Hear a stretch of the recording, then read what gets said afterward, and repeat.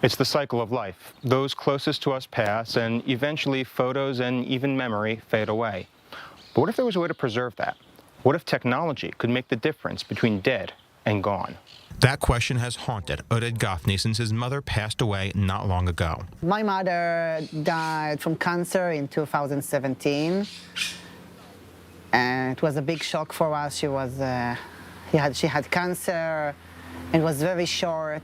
To him and his family, it wasn't fair that the people they loved would exist only in portraits and memories forevermore. They were humans. We had lots of experience. We had lots of stories. We had lots of good time. And I want all the people in the world to remember them.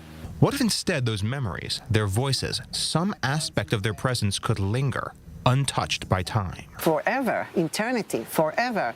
We want that all the grandchildren and their grandchildren and children and people around the world will hear the story about the family. Oded learned about an Israeli startup that aimed to do exactly that.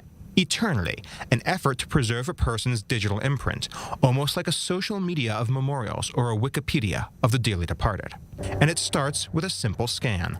For Eternity's creator, Shachar Peled, it was about not relying on something as transient or faulty as the human memory, something he noticed at his grandparents' funeral. My nieces and nephews that were there, they couldn't. They were just disengaged. They didn't care. They didn't know them.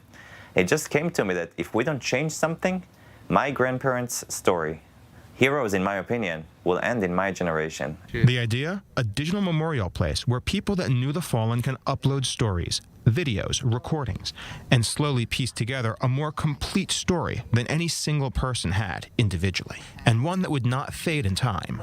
Is data immortal? Can any server promise eternity when the internet itself is so relatively young? The server might not, but the information is there. We might need to move it to a different server. We might need to alter some of the information. Maybe the internet won't be there in 100 years, but we'll alter it to something else. A seemingly impossible challenge for an unknown tomorrow, keeping yesterday forever.